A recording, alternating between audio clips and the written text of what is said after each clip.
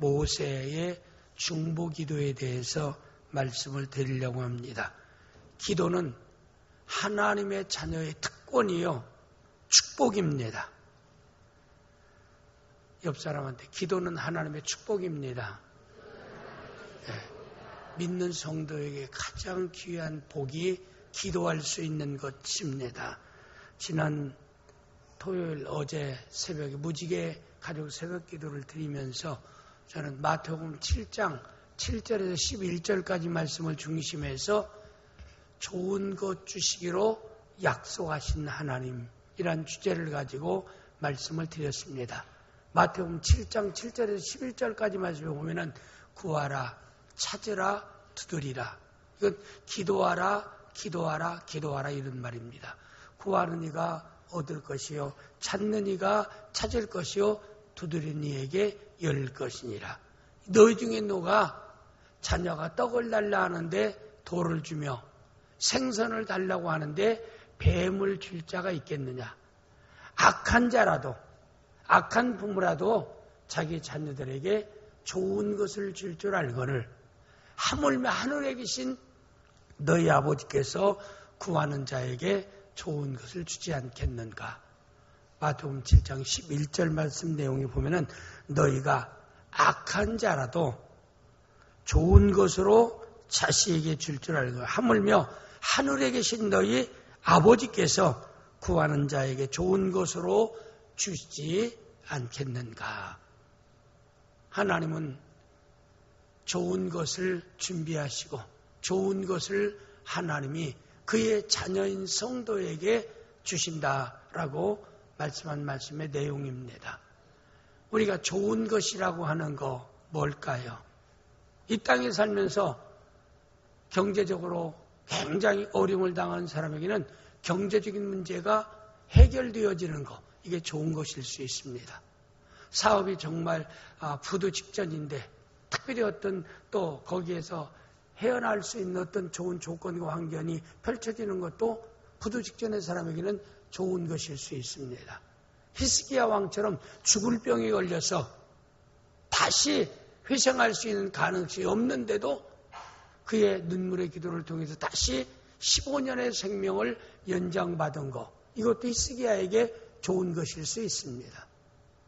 자녀를 낳지 못해서 분인날을 통해서 격동함을 얻고 여러 가지 정신적으로, 육체적으로, 환경적으로 시달림을 당하는 한나에게 하나님이 기도를 통해서 사무엘이라는 아들을 얻은 것이 한나에게는 좋은 것일 수 있습니다. 그러나 우리에게 중요한 것은 좋은 것은 복된 것인데 좋은 것에 대한 기준을 우리가 바로 알아야 됩니다. 좋은 것이 믿음 안에서 좋은 것은 뭘까요? 기준이 뭘까요? 하나님 말씀에 비추어서 좋은 것을 우리가 분별할 수 있어야 됩니다. 우주 만물을 창조하실 때 하나님이 무엇을 가지고 창조했어요? 말씀으로 창조하시니라. 빛이 있으라함에 빛이 있었고 모든 창조의 사역에 동원됐던 건 하나님의 말씀입니다. 말씀하시니 그대로 된지라. 보시기에 심히 좋았더라. 그러니까 말씀대로 이루어지는 것이 좋은 것이라 이 말입니다. 그렇기 때문에 우리가 생각할 때 우리가 좋다라고 하는 거 하나님 보실 때도 좋게 볼 수 있어요. 근데 우리가 좋게 여기는 걸 하나님 볼 때는 별로 좋지 않게 여길 수도 있어요. 경제적으로 어려운 성도가 주님, 정말 저는 경제적으로 너무 어렵기 때문에 주위 사람들이나 관계 친인척이나 모든 사람에게 너무나 업신여김 당하고 깔보임 당하고 또 집안적으로 어떤 그 경제적인 부담을 내가 짊어져야 할 때 경제적인 그 부담을 감당할 만한 경제 능력이 항상 집안 사람에게 예수 믿는 사람으로서 덕이 안 됩니다. 나에게 물질의 넉넉함을 주셔서 착한 일도 많이 하고 집안 사람들에게도 어떤 부담되는 일에 내가 자원해서 그런 일을 감당할 수 있도록 나에게 경제를 허락하여 주옵소서. 이 사람은 경제적으로 가난에서 벗어나서 경제적으로 풍요로운 것이 이 성도에겐 좋은 것입니다. 그러니까 하나님께 기도할 때 성경이 무엇이든지 구하라고 했기 때문에 경제적인 넉넉함, 풍요로움을 위해서 하나님께 간절히 기도했어요. 그런데 하나님이 응답해 주셨습니다. 그런데 또 문제예요. 경제적으로 어려울 때는 기도도 열심히 하고 예배도 열심히 참석하고 또 교회에서 교사의 직분으로 성가대의 직분으로 구역장의 직분으로 이런 일을 잘 감당하다 경제적으로 넉넉하다 보니까 이제는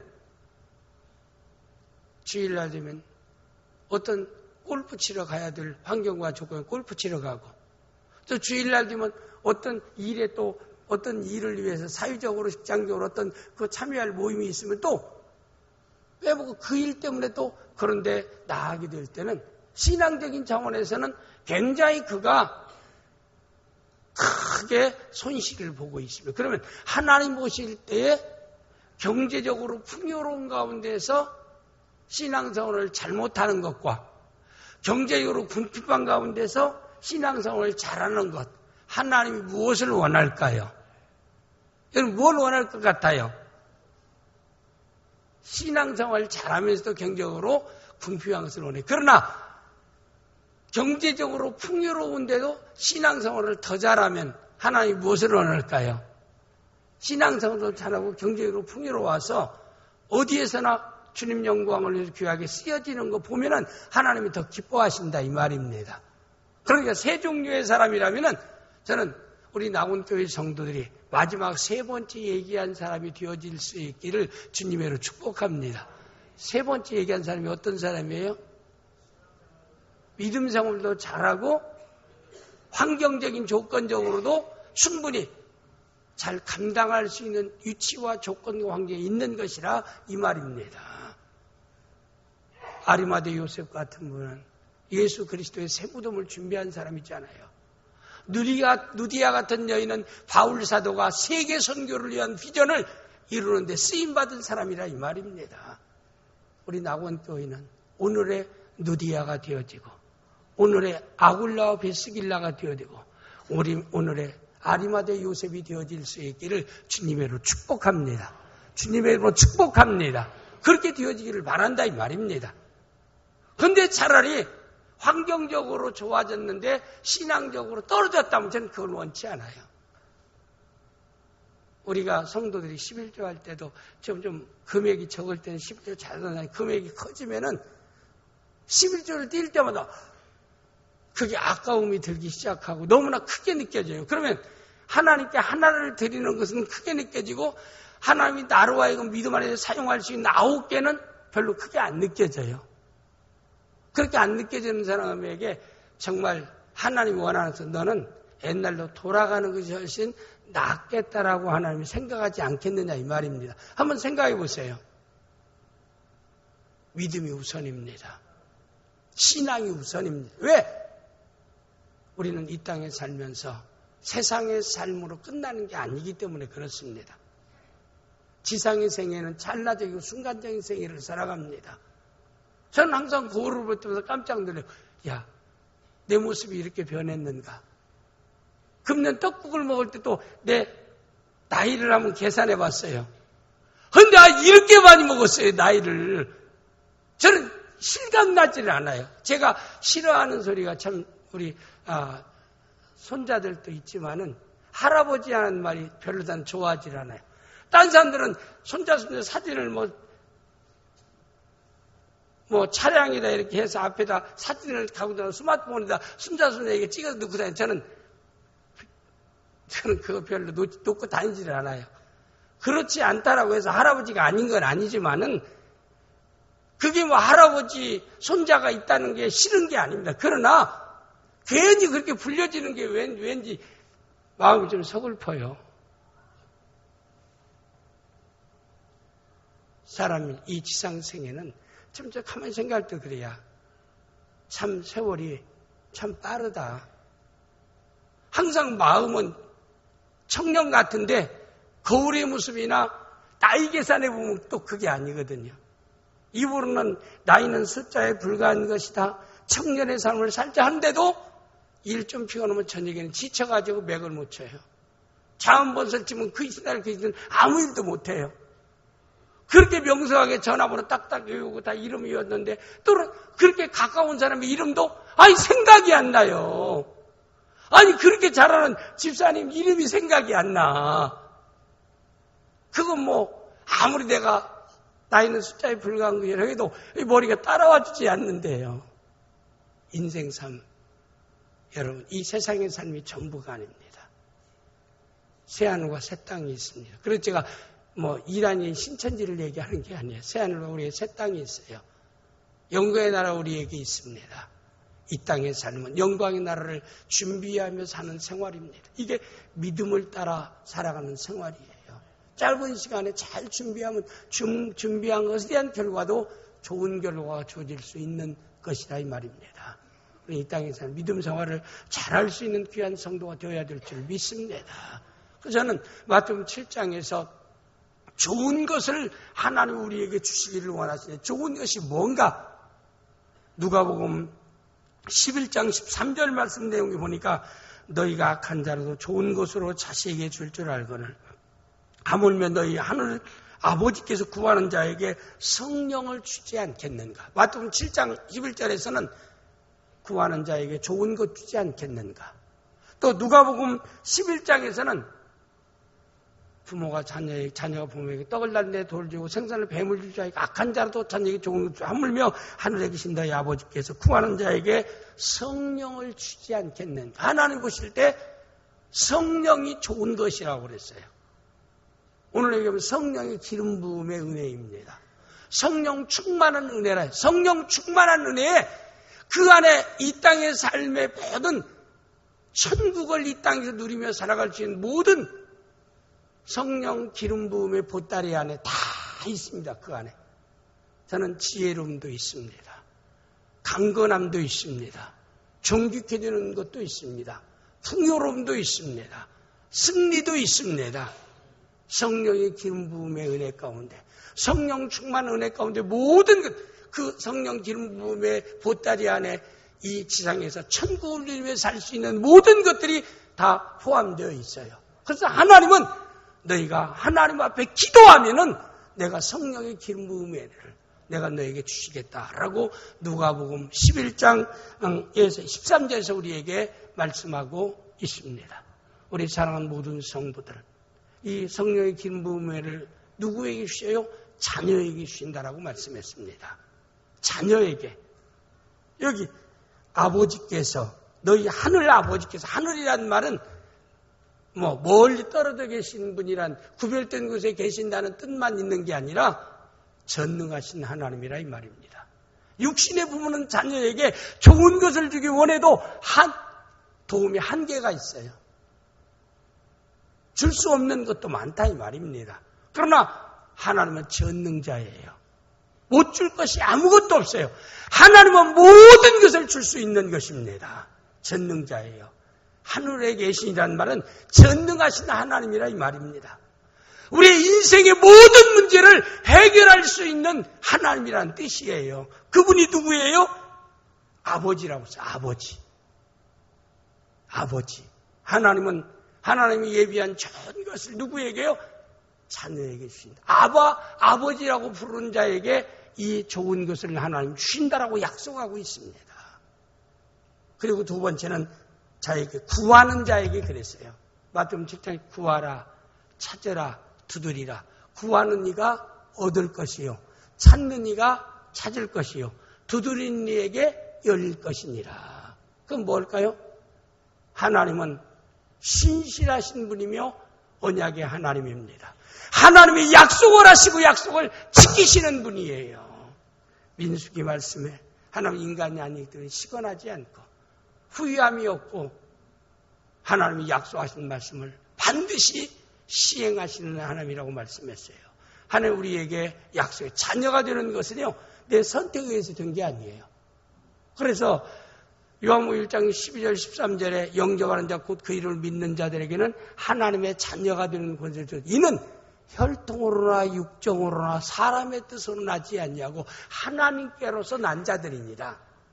내 행위에 의해서 하나님의 자녀된 것이 아니라고 그랬어요. 에베소 2장 8절 9절에 너희가 그 은혜를 인하여 믿음으로 말미암아 구원을 얻었나니 이는 혈통으로나 육정으로나 사람의 뜻으로 난 것이 아니라 하나님의 은혜로 되어진 것이라고 말씀하고 있다 이 말입니다. 행위에서 난 것이 아니라 하나님의 은혜와 선물로 우리에게 이 귀한 은혜를 주셨다라고 말씀합니다. 내가 자녀된 것은 하나님의 선택에 의해서 하나님 무조건적인 은혜로 여러분들에게 주어진 무조건적인 은혜인데 선택사항이 아니에요. 그리고 나서 우리에게 이미 하나님이 좋은 거 줄 수 있는 우리에게 특권을 주셨어요. 이미 예배해 놓으셨어요. 그러나 한 가지 조건은 내가 구하는 자가 되라. 여기 보니까 구하는 자에게라고 그랬어요. 하나님을 아버지라고 부르며 그 아버지께 구하는 자에게. 이거 뭐예요? 기도하는 자에게. 야고보 4장 2절에 하나님의 도움을 얻지 못하면 구하지 아니함이라고 그랬습니다. 우리는 기도하는 자가 되어야 하나님 앞에 하나님이 우리를 위해서 예비한 좋은 것을 우리에게 주시는 하나님이 되어지는 줄 믿습니다. 기도하는 자에게 주신다라고 약속했어요. 그래서 어떤 분은 기도는 백지수표를 하나님께 받은 것이라고 그랬어요. 삶에 필요한 것을 백지에다 쭉 써놓고 마지막 사인은 예수의 이름 하면은 하나님은 백지수표에 쓴 것과 사인을 보고 난 뒤에 하나님이 결제하시는 하나님이시다. 기도할 수 있다는 것 이미 백지수표를 받은 자입니다. 쓰는 건 누가 써야 돼요? 내가 그 백지수표다 쓰는 거라 이 말입니다.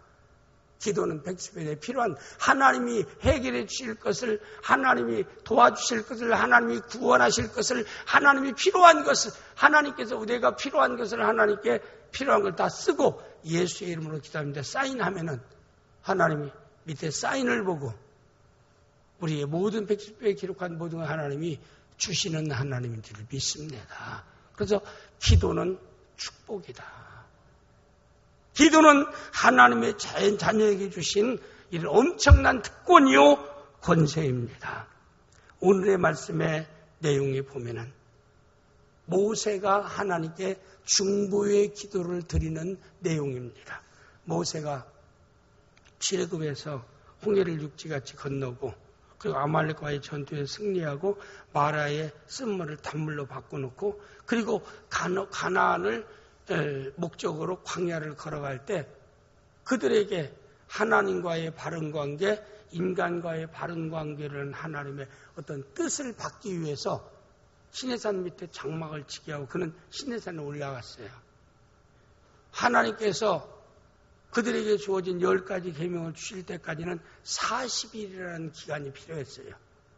산에 올라간 뒤 40일 동안 모세가 내려오지 않냐. 밑에 있는 이스라엘 백성아 이제는 죽었다.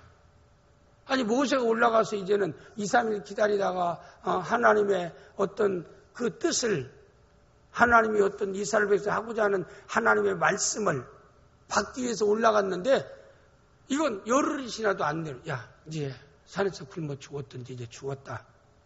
이제는 우리가 어떤 지도자를 뽑고 우리가 이제는 가야 된다라고 하면서 그들이 아론을 중심해서 금을 다 모아가지고 황금 송아지를 만들었어요. 그리고 그 송아지를 만들고 거기에 또 우상으로 만들었고 그 우상 송아지 우상의 인도를 받기 위해서 그들이 우상 숭배하면서 그들은 육신의 쾌락과 육신에 죄악된 그런 삶을 그들이 막 광야에서 계속 그런 삶을 살아갑니다. 40일 되어서 모세가 십계명을 받고 내려보니까 백성들이 그 모양 그 꼴입니다. 모세가 확인할 때 하나님이 그래요. 모세를 불러서 이 백성을 보라. 목이 굳은 백성이라. 우상을 만들어 놓고 우상을 경배하는 저들 내가 어찌 저들을 인도하고 함께하고 약속의 땅 가나안까지 갈 수 있겠느냐. 내가 저들과 함께 가지 않겠다. 또한 지켜주지도 않겠다. 내가 저들을 다 멸절시키리라. 이와 같은 하나님의 음성을 모세가 듣게 됩니다. 그런 위기적인 상황을 듣고 난 뒤에 모세는 이스라엘 백성들이 너무나 안타까워요. 그래서 하나님 앞에 간청합니다. 하나님, 그래도 저들의 죄를 용서하시고 저들을 가나안까지 하나님이 동행해 달라고, 저들의 죄를 용서해 달라고 하나님께 간절하게 이스라엘 백성, 범죄한 이스라엘 백성들을 간절히 중보기도를 드릴 때에 모세의 간절한 중보의 눈물의 기도를 들으시고 하나님이 이스라엘 백성들을 멸하지 않고 그래도 이스라엘 백성들을 생존케 해서 가나안 땅으로 인도하겠다라고 하는 그와 같은 하나님의 응답을 모세가 받아냈다라고 하는 것이 오늘의 말씀의 내용입니다. 기도에는 두 가지가 있어요. 자신을 위해서 기도하는 기도가 있고 타인을 위해서 기도하는 기도가 있어요. 오늘 모세의 기도는 자신을 위해서 기도하는 것보다는 타인을 위해서 기도하는 중보의 기도를 모세가 드리고 있습니다. 오늘 여러분에게 2014년도 중보 기도자 신청서라고 하는 것을 여러분에게 이게 나눠드렸습니다. 이 내용에 보니까 기도하는 한 사람이 기도하지 않는 민족보다 강하다. 낙원교회 안에 말씀을 향한 사모함을 뜨겁게 하며 기도 소리는 더욱 커져야 한다. 중보 기도는 새벽 기도와는 다릅니다. 나를 위해서 기도하는 것이 아니라 전적으로 타인을 위해서 기도하는 것이 중보 기도요. 교회 안에는 중보 기도팀이 있어야 됩니다. 교회와 목회자를 위해서 또 성도들을 위해서 열방에 나 있는 선교사들을 위해서 또 이 대한민국 나라와 민족을 위해서 기도하는 기도팀이 있어야 됩니다. 중보 기도자는 나라로 보면은 하나의 군대와 같습니다. 군사력이 그 나라의 힘인 듯 힘이 되는 것처럼 중보 기도팀은 교회의 하나의 힘입니다. 스벌전 목사님이 그는 위대하게 쓰임받았던 영향력 있는 훌륭한 목회자입니다.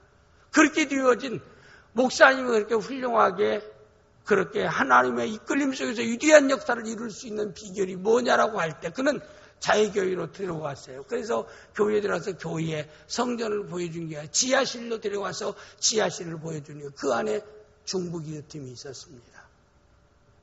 우리 교회가 내가 이렇게 하나님 앞에 붙잡힌 바 되어서 이렇게 쓰임받는 것은 저 지하에서 눈물을 흘려가면서 중보하는 중보기도팀이 있기 때문이라고 자랑했다라고 합니다. 교회의 힘은 바로 중보기도팀에 있다라고 해도 과언이 아니라는 것. 중보기도는 영적 전투이며 사단 마귀를 낸 선전포고와 같은 것이다.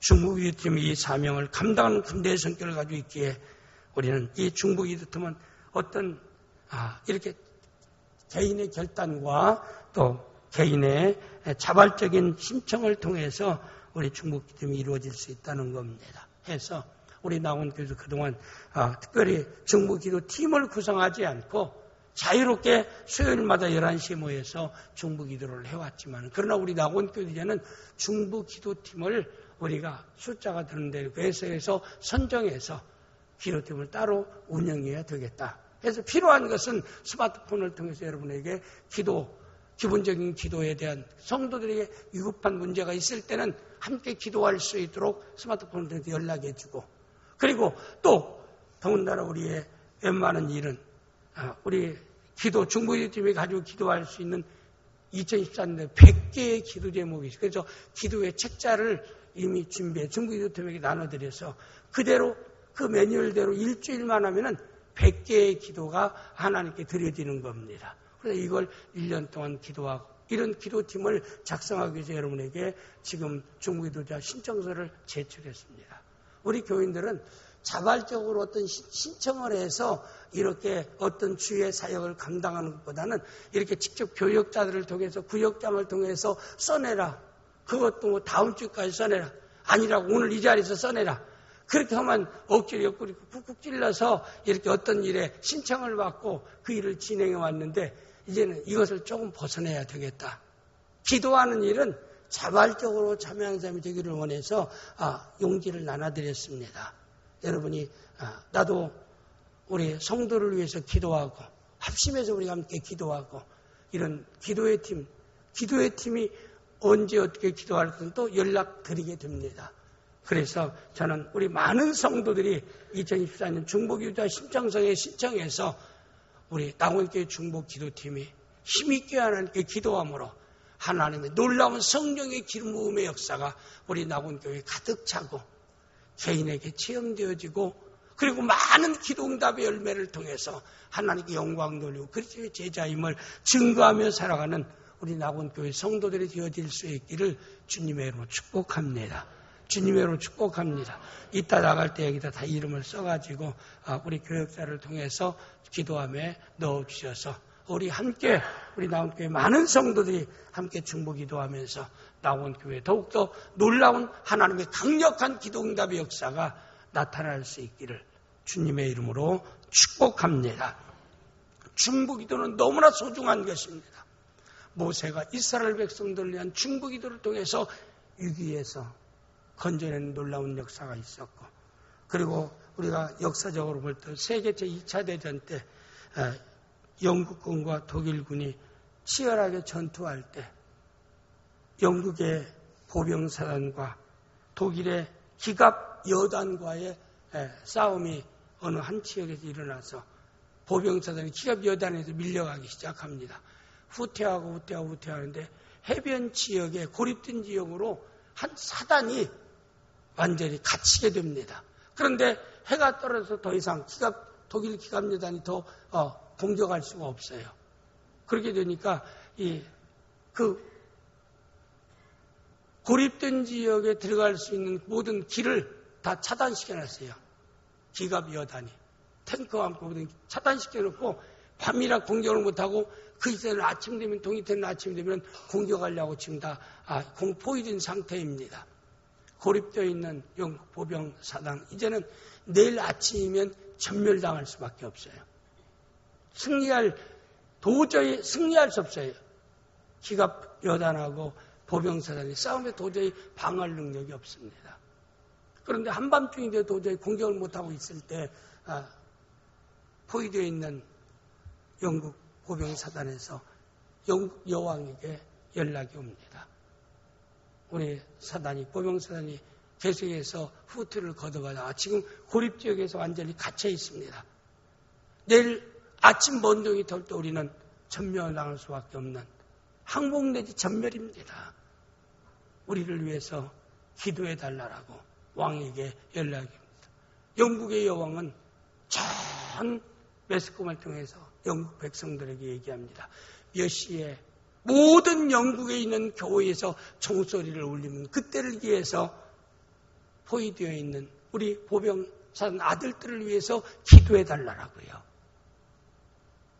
잘 정해진 시간에 영국에 있는 모든 교회에서 땡그랑땡 우리 한국 옛날에 시골에서 새벽종 치고 낮에 예배 때마다 초종 치고 재종 치고 하는 처럼 영국의 전 지역의 교회에서 땡그랑땡 이거 뭐예요?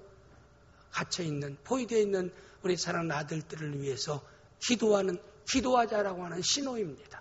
영국에 있는 전 교회가 그날 밤에 기도하기 시작합니다. 하나님이 응답하셨어요. 그 한밤에 갑자기 그 지역에 완전히 기갑여단과 보병사단이 있는 그 지역에 갑자기 구름이 몰려오기 시작하고 천둥번개의 우리를 치면서 소나기가 엄청나게 쏟아지기 막 시작합니다. 그때 메마른 탱크 같은 모든 기갑여단이 지금 준비한 그런 단단한 땅이 완전히 물론에서 늪지대로 바꿔지고 전차나 모든 것들이 완전히 다 늪지대에 빠져갖고 시동도 걸리지 않는 거예요. 완전히 쓸모없게 됐습니다. 그러나 그런 지역에도 보병들은 얼마든지 활동할 수 있거든요. 이른 아침 먼동 틈과 당시 모든 독일 기갑이 하나도 움직이지 못하는 고물이 되고 만 상태에서 다시 영국 보병이 제방벽에서 대승을 거두는 역사가 있었다라고 합니다. 여기에서 작전이 중요한 게 아니라 하나님께서 영국의 많은 백성들의 중보 기도를 하나님이 들으셔서 비 내리게 해서 자연을 주관하신 분은 하나님이십니다. 그래서 비 오기를 위해서 엘리야가 기도하니까 3년 6개월 비 오지 않는 땅에 비가 내리는 놀라운 기도의 응답이 있었던 것처럼 영국에 있는 그리스도인들이 영국 갇혀있는 보병들을 위해서 그렇게 함께 중보 기도를 드릴 때 하나님이 들으시고 응답하셔서 그들을 다시 반전을 통해 승리케 하는 놀라운 역사가 있었다라고 하는 것입니다. 우리가 너무나도 잘 아는 일 중에 하나가 우리가 월남전 옛날에 있었던 일이지요. 한국의 근대 경제적인 하나의 디딤돌이 됐던 모든 요소들, 의와 벌이를 위해서 크게 디딤돌이 됐던 일들이 뭐예요? 먼저 서독의 그 광부들, 서독 간호원들에 의해서 의화가 한국에 반입되기 시작했고, 그리고 또 아울러서 우리가 중동 가운데 특별히 월남전 같은데 처음에는 청룡부대가 기술부대만 이렇게 파견되다가 나중에는 맹우부대라는 전력부대까지, 싸울 수 있는 전력부대까지 파송하게 됩니다. 거기서 들어오는 엄청난 돈에 의해서 한국의 오늘의 경제성장의 한 밑거름이 됐던 요소들입니다. 그때 어느 교회의 권사님 아들도 이제 파병해서 갔습니다. 월남 파병 그때부터 명부대에 갔던 자기 아들을 매일 출발할 때부터 시작해서 잠을 집에 자는 일이 없어요. 교회에 와서 밤새껏 엎드려서 하나님께 아들 살아올 수 있도록 하나님이 지켜주옵소서. 하나님께 간절히 기도하기, 그게 중보의 기도입니다. 아들을 위해서 기도하는 것도 중보 기도예요. 먼데 있지만 아들을 위해서 간절히 기도하는데 어느 날인가 그 수색 부대에 있는 가장 위험한 부대에 있는 그런 아들이 거기에 수색 부대에 있어요. 수색 중대에 소속된 보병입니다. 그래서 그들은 수색 중대가 어느 지역을 수색하고 들어가서 거기에 이제 막사를 지어놓고 저녁에 또 잠을 자는데 보초 저녁을 자는데 사이 환히 형철는데 하고 조용한 시간입니다. 권사님 아들이 잠을 자고 있는데 꿈에 어머니의 음성이 들려요. 아무개야, 빨리 일어나서 밖으로 나오라고. 너무나 생생하게 어머니의 소리가 들리길래 깨어보니까 꿈이에요. 그럼 뭐 조용하고 정마하고 불침번이 있고 그런 상태. 그러니까 뭐 꿈이라 생각하고 또 이렇게 잠드는데 또 잠들라오는데 막 어머니의 음성이 또 들리는 거예요. 아무개야, 빨리 일어나 밖으로 나오라. 그런데 또 깨어보니까 이건 또 꿈이에요. 하도 이상하지 않아요. 똑같은 꿈을 2번 꿨어요. 근데 또 그래도 무시하고 또 화장실 갔다 누워서 또 잠들려고 하는데 또 어머니의 소리가 또 들려요. 아무개야, 빨리 일어나서 밖으로 나오라. 똑같은 내용, 똑같은 게 너무나 생생하게 꿈에 들려오기 때문에 가들이 너무나 이상해서 일어나서 옷 입고 막사 밖으로 나왔어요. 임시 막사 만드는 막사 밖으로 나왔어요. 나온 지 2분도 안 돼서 갑자기 베트공들이 던진 수류탄이 그 막사 안으로 던져졌습니다.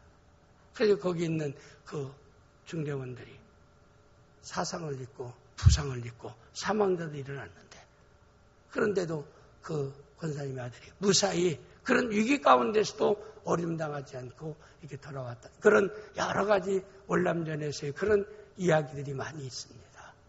어머니 권사님의 밤마다 눈물에 하나님께 중보기도가 하나님께서 상달되고 응답되는 역사가 있었다라고 하는 사실입니다.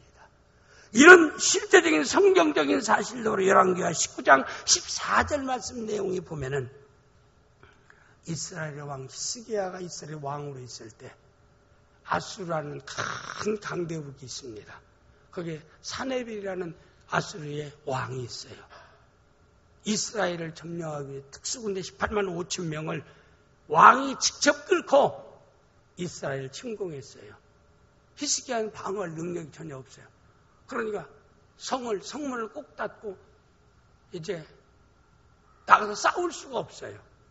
방어하고 있는 상태입니다. 그럴 때 아스의 사내입이 그렇게 성문을 꼭 닫고 있지 말고 하나님이 살아계시다면, 하나님이 역사한다면 나와서 싸우자 하면서 하나님을 절하고 비방하고 이스라엘을 모독하는 그런 편지를 써서 항복을 정의하는 편지를 성 안으로 보냅니다. 그 항복을 정의하는 편지를 히스기야 왕이 듣고 난 뒤에 나가서 싸울 능력도 없고 방어 힘이 없으니까 그걸 가지고 그 한밤에 뭐 작전회의를 연 것도 아니에요. 성전에 밤에 잠을 침수에 들지 않고 성전에 올라가서 항복을 정의하는 그 편지를 하나님 앞에 하나님 보소서 들으소서 하면서 그 항복을 정의하는 하나님 모독하는 그 항복문서를 하나님께 읽어드리면서 하나님 구원하소서 도와주소서 기도하는 그런 내용이 나옵니다. 열왕기하 19장 4절 14절 말씀 내용이 보면은 히스기야가 사자의 손에서 편지를 받아보고 항복을 정의하는 편지를 받아보고 여호와의 성전에 올라가서 히스기야 편지를 여호와 앞에 펴놓고 16절 말씀 여호와의 귀를 기울여 들으소서 여호와의 눈을 떠서 보시옵소서 사내립이 살아계신 하나님을 비방을 보는 말을 들으소서 하고 구원을 위해서 중보기도를 왕이 침수듣지 않고 성전에 와서 처리하면서 하나님 앞에 기도하기 시작합니다. 하나님이 히스기야 왕의 중보기도를 하나님 들으셨어요. 그래서 응답하셨습니다. 응답을 열왕기하 19장 35절에서 말씀을 이 밤이 어떤 밤이에요? 히스기야 왕이 성전에 올라가서 기도하는 그 밤입니다. 중보기도를 히스기야 왕이 잠자지 않고 항복을 정의하는 그 편지를 읽고 성전에서 하나님 보시옵소서 하나님 들으시옵소서 하면서 항복을 정의하는 비방하는 그 편지를 하나님께 읽어드려가면서 하나님 구원을 위해서 기도하는 그 한밤입니다. 그 밤에 여호와의 사자가 와서 하나님의 천군 전사가 와서 아수르 진영의 군사 18만 5천 명을 친지라 아침에 일찍 일어나 보니 다 송장이 되었더라. 성경에 있는데요. 그대로 지금 성경에 있는 걸 그대로 여러분에게 말씀드리는 겁니다. 이건 뭐예요? 히스기야 왕이 하나님께 철회하면서 간절히 하나님께 기도했던 그런 내용들을 여기에서 말씀하고 있는 것입니다. 이렇게 기도가 오는데 이 중보기도는 위력이 있어요. 중보기도는 하나님이 들으시고 응답하시는 귀한 역사가 있게 될 줄을 믿습니다. 그래서 오늘의 말씀 내용도 이스라엘 백성들이 모세가 신의 십계명을 받는 동안에 산 아래에서 우상을 만들어 놓고 우상을 숭배하는 것으로 인해서 가나안 땅으로 인도하여 들어가게 하려는 하나님의 약속을 하나님이 내가 그걸 처리하겠다. 그리고 그들을 내가 진멸하겠다. 저렇게 33장 1절에 여호와께서 모세에게 이르시되 너는 내가 애굽 땅에 인도하여 낸 백성과 함께 여기를 떠나서 내가 아브라함과 이삭 야곱에 맹세하여 내 자손에 주기로 한 땅으로 올라가라 하신 하나님의 약속의 말씀을 너희가 통해서 나는 결코 지킬 수가 없다. 3절에 나는 여호와 함께 여호와가 함께 3절에 출애굽기 33장 3절 말씀 내용에 보면 너는 젖과 꿀이 흐르는 땅에 이르게 하려니와 나는 너희와 함께 올라가지 아니하리라. 내가 우상을 섬기는 너희와 함께 가나안 땅까지 올라가지 아니하리니 넌 목이고든 백성이 내 광에서 내가 길에서 너희를 진멸할까 염려함이니라. 하나님이 약속하신 것까지도 취소하시겠다라고 얘기합니다. 이런 급박한 안타까운 상황에 모세는 하나님께 믿음의 중보기도를 하나님께 드리고 있습니다. 출애굽기 33장 12절 하반절 말씀 내용에 보면은 하나님이 이르되 내가 반드시 너와 함께 있으리라. 내가 그 백성을 애굽에서 인도하여 낸 후에 너희가 있어서 하나님을 이것이 내가 너를 보낸 증거니라.